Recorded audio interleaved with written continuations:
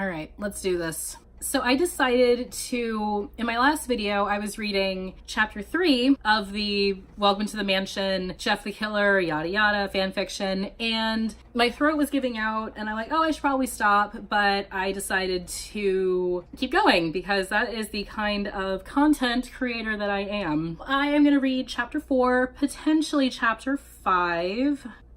Chapter 4 is very long. You know what? I might just do both of them. So last we found our hero, Naomi. She was fighting with Scarecrow and got put under Scarecrow's mind control. She and Masky also shared a very lovely romantic meteor shower viewing by a moonlit clear pool, which admittedly is nicer than any date that Jeff ever took Naomi on that was mentioned in these lovely tomes. So here we go. Chapter 4. When I woke up, I found myself in a bright white room.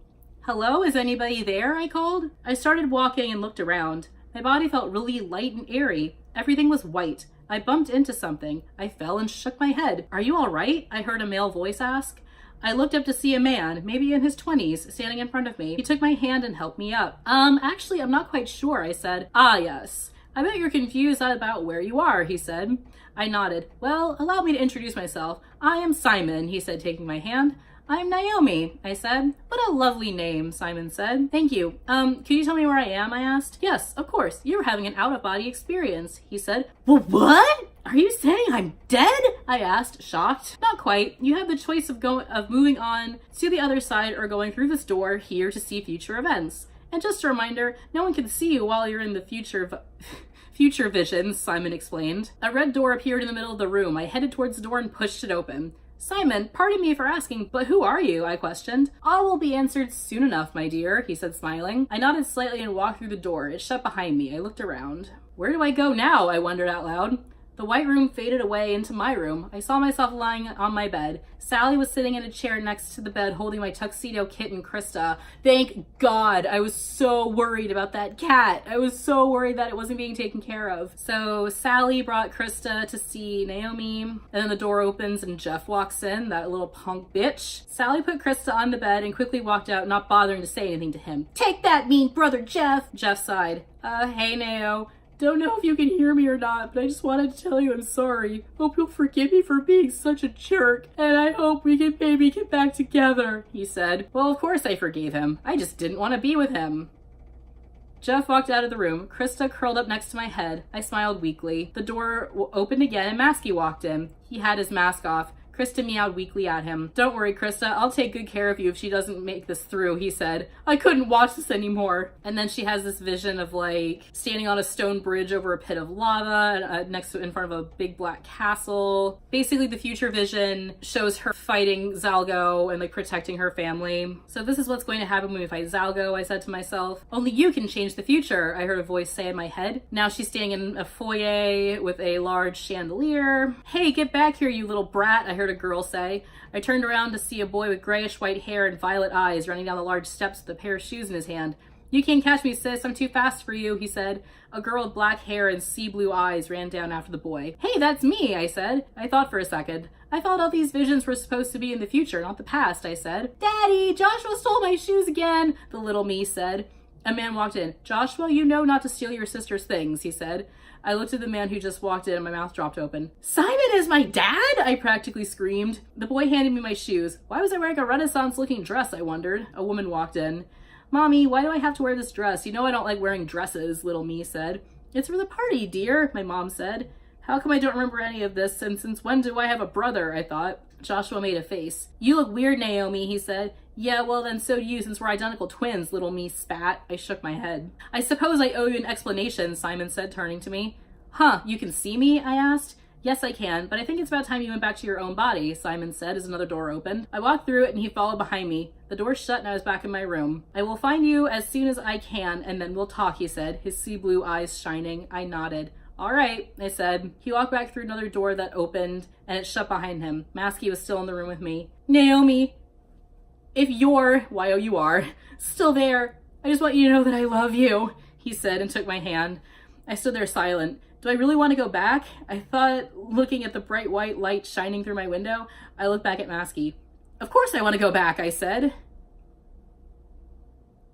I reached out my hand and brought my spear back in my body. I opened my eyes and looked around. Hey, Masky, I said, sitting up. He looked at me and smiled. You're alive, he said, hugging me. Yeah, barely, I said. I swung my legs over the side of the bed. Are you sure you should be walking around, he asked. Yeah, I'm fine. It's not like I got my legs cut off, I said. Still, you lost a lot of blood, Masky said. Relax, I'm fine, I said, standing up. Hey, thanks for being by my side this whole time, I said. How'd you know? You were unconscious, he said, looking confused. Well, you see, I kind of had this out-of-body experience, I said, telling him about all the visions I had seen, leaving out the past one, the battle with Zalgo. Wow, that's amazing and scary at the same time. Did you see one about the Battle of the Bands?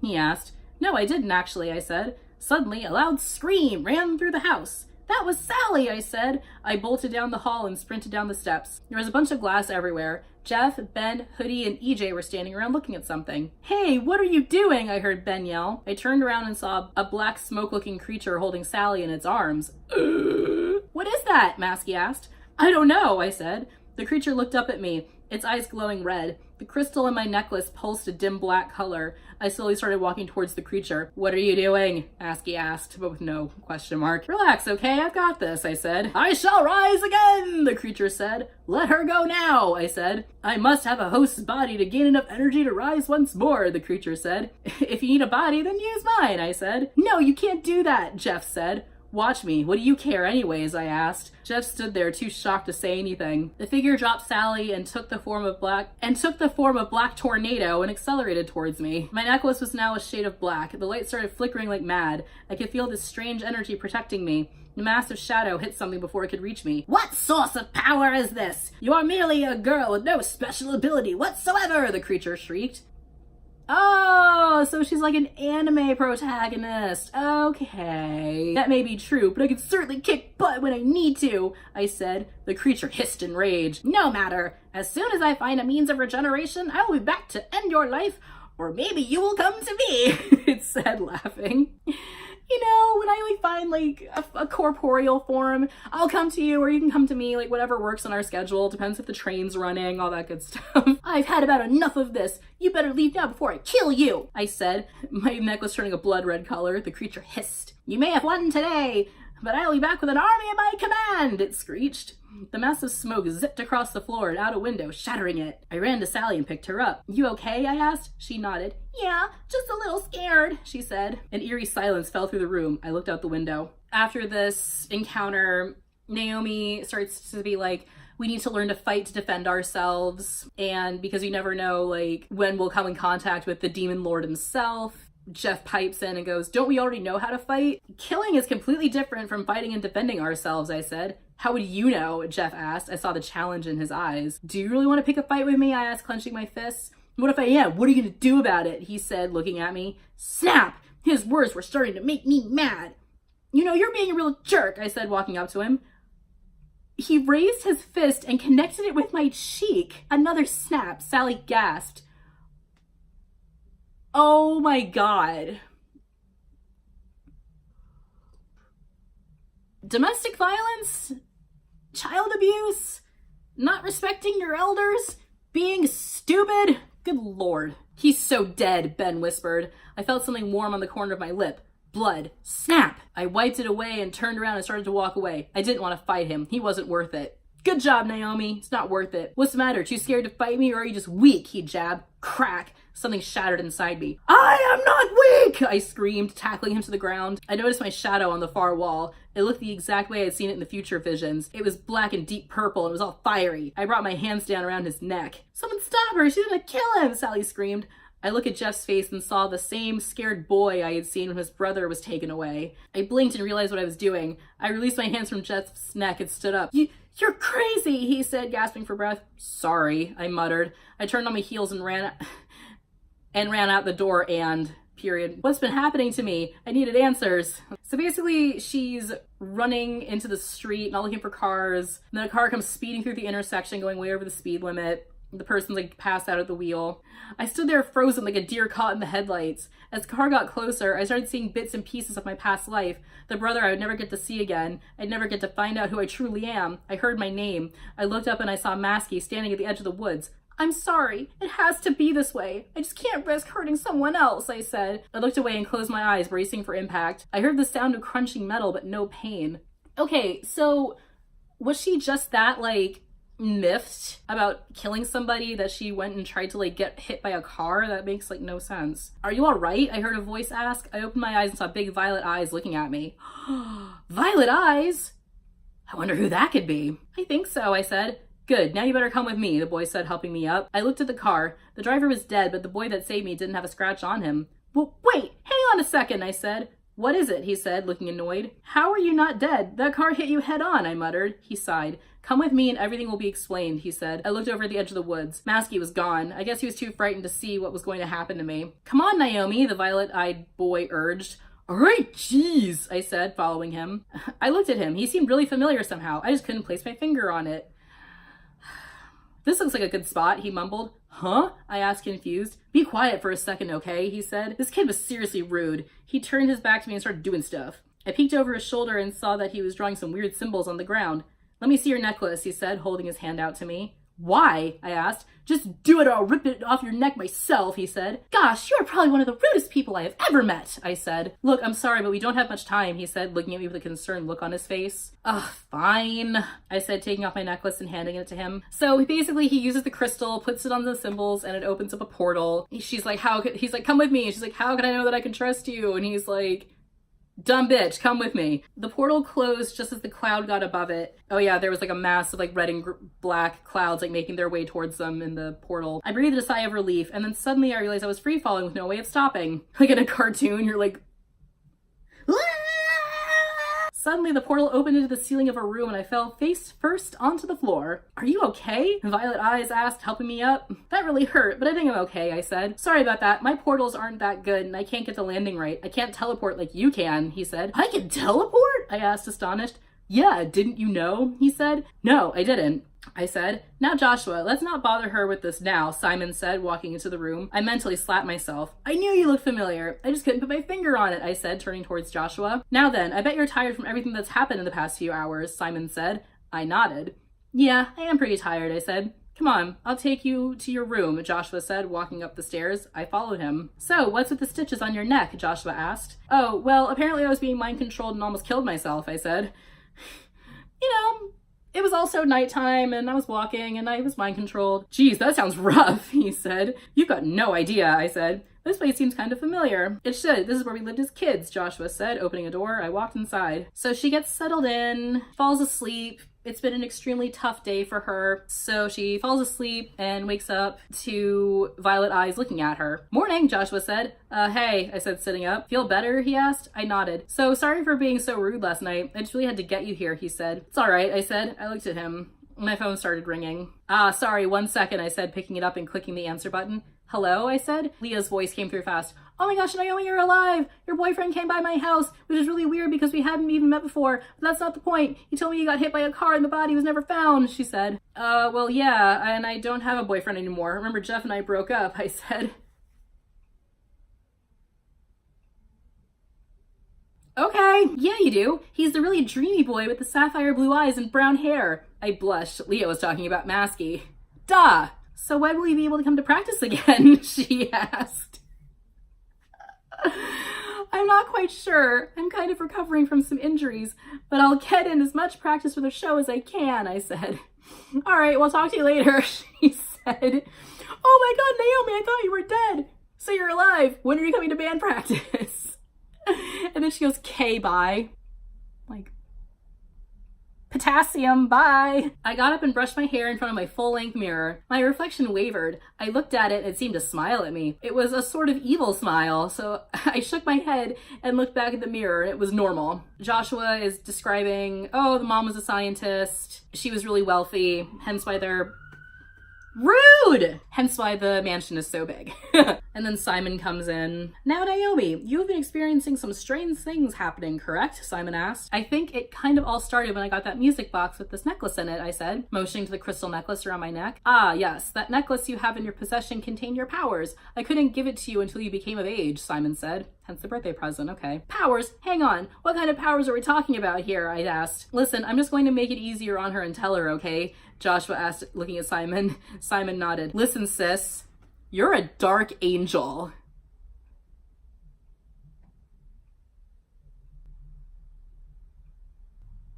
Of course. How did I not see that? And then she's like, oh yeah, it all makes sense. So this is chapter 5. All right, here we go.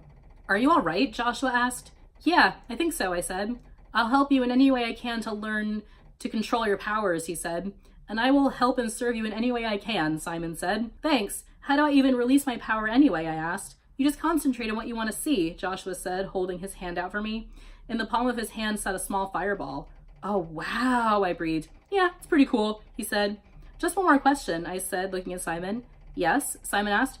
Are you my father? I asked. Simon laughed. You should ask Maury. Everything will be answered in due time, he said. Come on, I want to show you the training room, Joshua said, grabbing my hand, pulling me off the couch and dragging me out of the room. They basically walked to the training room. She doesn't remember anything about her past except for the family that she lived with and I eventually killed. And Joshua was like, yeah, at least I didn't go full out psycho like you. And then she said it's fun to be psycho because everybody thinks at that age that having a mental illness making you go psycho is just so glamorous. So they just basically keep training, talking about her powers. She has a force field, blah, blah, blah. She gets frustrated because she can't get her force field to work. She's leaving and she's like, no, I'm frustrated. I'm done trying. I headed up the stairs from the basement and headed for my room. I changed out of my burned clothes because she was training with lasers and walked downstairs and headed for the door. Where are you going? Joshua asked. Out, I said. Be careful, okay? You still can't harness your powers yet, he said. Yeah, don't remind me, I snapped, opening the door and slamming it shut behind me. I walked down the steps and looked around. The neighborhood was one of those rich neighborhoods that have all the large houses as far as the eye can see. Guess I should take a walk around, I thought. I walked down the sidewalk into the end of the street. Across the street was a park with a ton of trees. Where is everyone? I asked out loud to no one in particular. What are you doing here? I heard someone ask behind me. I turned around and came face to face with Lori, one of Grace's bandmates. None of your business, I said. You don't belong here, she said. Look, I'm not in the mood to deal with you right now, I said, walking off towards the park. She followed and talked the whole way there. Bet your loser band hasn't even decided on what songs to do yet, Lori said. We've got a full list of songs, I said, kicking a stick. I think our band is going to win the prize of the beach trip, she said. Wait, there's a prize for Battle of the Bands, I asked. Well, duh, didn't you know? The band who wins gets to go on a trip to the beach and they can bring their family if they want. But why am I telling you this? You won't even win, she said, smirking. I took a deep breath. I don't care if Grace makes your band famous. You aren't special. You're just a normal person like the rest of the world, I said. Lori looked like she was about to cry. She turned and ran down the street. I sighed and walked in the park gate. I walked over to one of the big trees and leaned against it. I hate Grace. I hate her band members. She makes me so freaking mad, I screamed. I suddenly smelled a faint smell of smoke. I looked around for the source and then looked up at the tree I was leaning against. The top of the tree had burst into flames. I jumped back and stared at it. Whoa, did I do that? I asked. I looked at my hands. I wonder what else I can do, I said. I walked over to a bush and touched it and it instantly froze over. Cool, I said. But there was a loud cracking sound and I looked at the tree that was on fire. It gave way and fell towards me. I stood there in shock, too afraid to move out of the way. I put my hands over my head and waited for the pain. I opened my eyes. The burning tree was right above me. What just happened? I asked. You finally discovered your shield powers! Naomi! I heard someone yell. I looked over and saw Joshua running towards me. What are you doing here? I asked. Looking for you. You left your phone at home, he said, finally noticed the burning tree above me. You want to tell me how this thing isn't crushing me? I said. Step back some, he said. I did, and the tree came crashing down. That was it! Joshua yelled, shaking me. What was it? I asked, surprised. You just did your protection field, he said. So let me guess. This thing only activates when I absolutely need help, I asked. Well, it is different for everyone, he said. Just great, I muttered. Bench, you have shield powers. That's fucking awesome. Don't fucking, ungrateful. This bitch is so ungrateful. I do not like Naomi. Joshua, do you think you could help me and my family defeat Zalgo when the time comes, I asked. I thought you'd never ask. I've been wanting to destroy him for some time, Joshua said, his usually sunny expression going dark. Why? I asked. You'll find out soon enough. Anyways, I bet you want to see your family, right? He asked. I nodded. Yeah, I do. Then let's go, he said. We aren't taking another portal, I hope, I said. No, we'll take my car, he said. Cool. So he starts driving her home. They're in a black sports car. She falls asleep in the car. They're about 30 minutes from the house. She sits up and looks out the window. The car suddenly swerves to the right. "What are you doing?" I asked, looking at Joshua. "It wasn't me, I swear," he said. The car jerked again. "This isn't funny, Joshua," I said. "It's not me," he said, slamming on the brakes. The car wouldn't stop. It only sped up. "I can't control the steering anymore," he yelled.